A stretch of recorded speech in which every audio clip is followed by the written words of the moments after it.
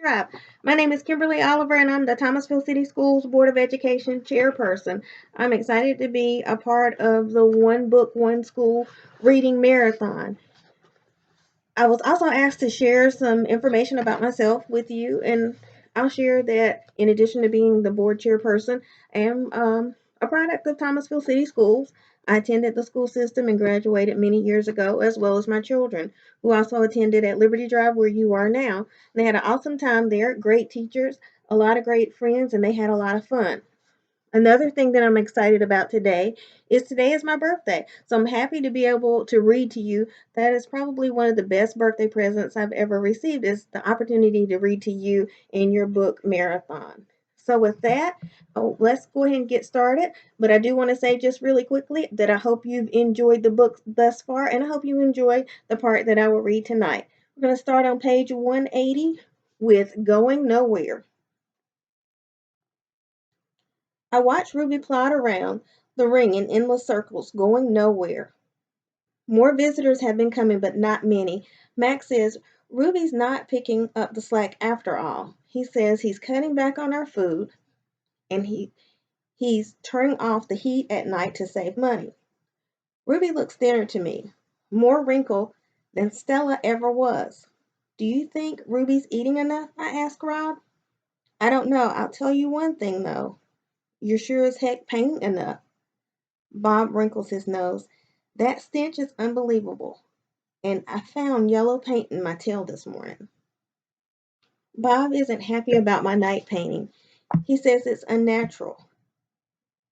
Now, while I work at my art, Bob sleeps on no tag. He claims he prefers her because she doesn't snore. He says her belly doesn't rise and fall and make him seasick. What is this plan of yours anyway? Bob asked. If you explain it to me, I could help out. He gnaws at his tail.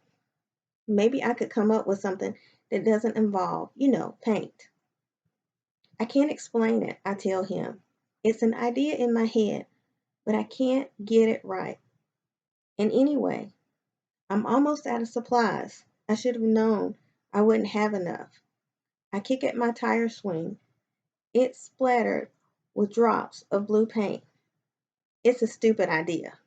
I doubt that, Bob says. Smelly? Yes. Stupid? Never. Most of the day I doze. Late in the afternoon, Mac approaches. Bob slips under no tag. He prefers to keep a low profile around Mac. Mac's gaze falls on my pool. A corner of one of my paintings is visible. What's that, big guy? He asks. I calmly eat an orange, ignoring him, but my heart is racing. Mac kicks at my plastic pool. Underneath it are all of the paintings. Mac yanks on a piece of paper. It slips out easily, and he doesn't seem to notice the other paintings. The page is striped with green, which is what happens when blue and yellow paint together. It's supposed to be a patch of grass. Not bad. Where'd you get the paint anyway? George's kid? He considers. I bet I can get 30 for this picture, maybe even 40.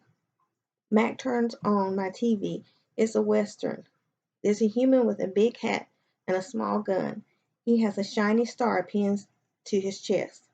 That means he is the sheriff, and he will be getting rid of all the bad guys.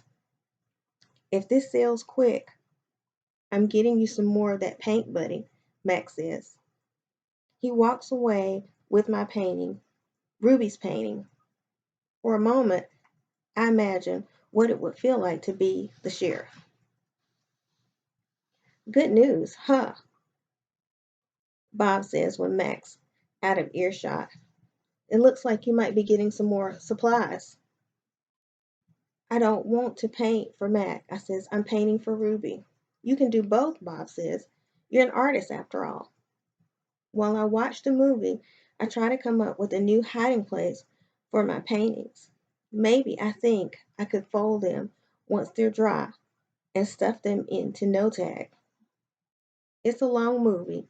At the end, the sheriff marries a woman who owns the saloon, which is a watering hole for humans but not horses. It's been a long time since I've seen a Western that was also a romance. I like that movie, I say to Bob. Too many horses, not enough dogs, he comments. An ad comes on.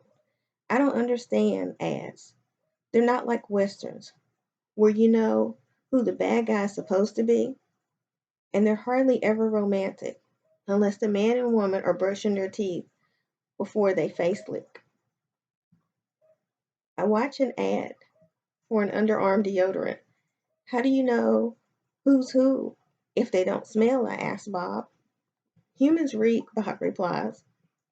They just don't notice it because they have incompetent noses. Another ad comes on. I see children and their parents buying tickets just like the tickets Max sells. They laugh and enjoying their ice cream cones as they walk down a path. They pause to watch sleepy eyed cats, huge and striped, dozing in the grass, in dozing in long grass. Tigers, I know because I saw them on a nature show once. Words flash on the screen, accompanied by a drawing of a red giraffe. The giraffe vanishes, and I see a human family staring at another kind of family. Elephants, old and young. They're surrounded by rocks and trees, and grass, and room to wander. It's a wild cage, a zoo. I see where it begins, I see where it ends.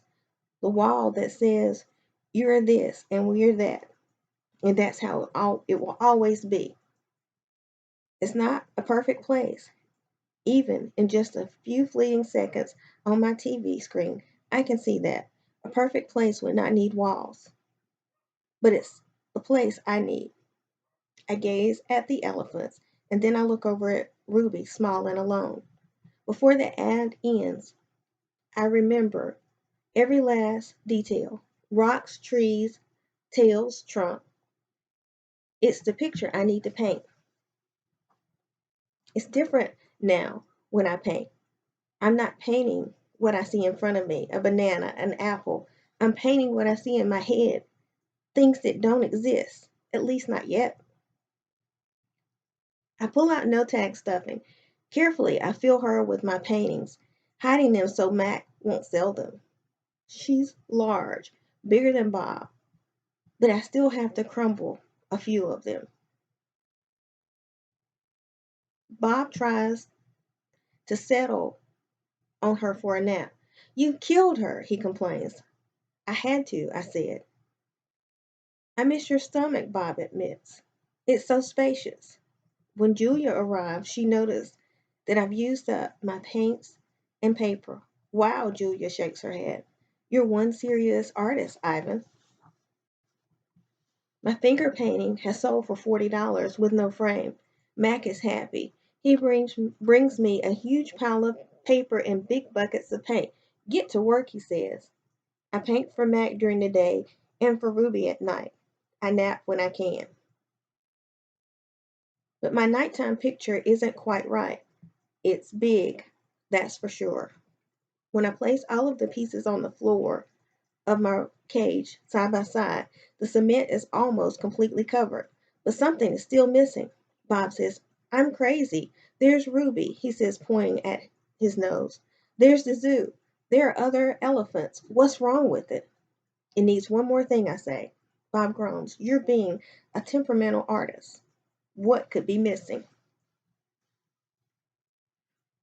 I stare at the huge expanse of colors and shape. I don't know how to explain it to Bob that it isn't done yet. I'll just have to wait, I say. At last, something will come to me, and then I'll know my painting is finally ready. During the last show of the day, Ruby seems tired. When she stumbles, Mac reaches for the claw stick. I tense, waiting for her to strike back. Ruby doesn't even flinch. She keeps plodding along.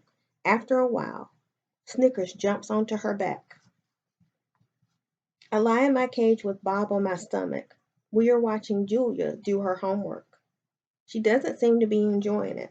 I can tell because she's sighing more than usual. Again, for the 100th time, or maybe the 1,000th, I wonder what is missing from my paintings. And for the 100th time, or maybe the 1,000th, I don't have an answer. Dad, Julia says as George passes by with a mop, can I ask you a question? May I? George corrects. Ask anyway. Julia glances down at the piece of paper. What's the difference between the word spelled Principal and the one spelled Principle, principal and principal? The first one is the head of a school, like Mrs. Garcia. The second one is a belief that helps you know what's right or wrong, he smiles. For example, it's against my principles to do my daughter's homework for her. Julia groans. If I'm going to be an artist when I grow up, why do I need to know how to spell? With a laugh, George heads off. Poor Julia. I think gorillas just get by just fine without learning how to spell. All those endless letters, those sticks and circles and zigzags, filling up books and magazines, billboards and candy wrappers, words. Humans love their words. I leap up. Bob goes flying straight into my pool. A word. You know how I feel about wet feet, Bob yells. He scrambles out of the water, shaking his foot in dismay. I look out my window at the billboard. I can still hear Mac's voice in my head. Come to the Exit 8 Big Top Mall and Video Arcade, home of the one and only Ivan, Mighty Silverback. I count to 12, and then I count again, just to be sure. It's an awesome read. I appreciate you listening to me. Thank you so much for your time. I hope you sincerely enjoyed the book, and I was so happy to be a part of the reading marathon. Thank you.